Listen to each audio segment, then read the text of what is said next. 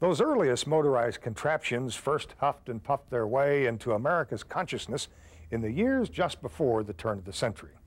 Eventually, the motor car changed the landscape, economy, and the culture of the nation, and thus began America's continuing romance with the automobile.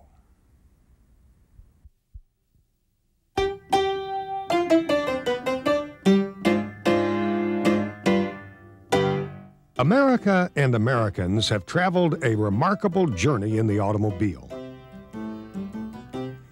In the 1890s, when the auto first appeared, half of all Americans were farmers. Until then, steamboats, then railroads, had moved people and material between cities. Individual transportation came from horse-drawn carriages and buggies. But when the automobile arrived, everything began to change. In a very short time, the auto's impact on the nation was dramatic. The pioneers of the early auto industry created the framework for change, but they brought it to a willing populace.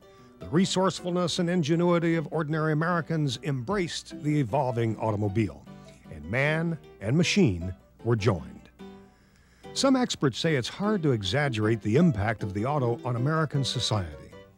I think the automobile has played a greater part in cultural 20th century America than any other single invention has had any effect on any culture in human history, possibly. That may be overstating it, but I really don't think so.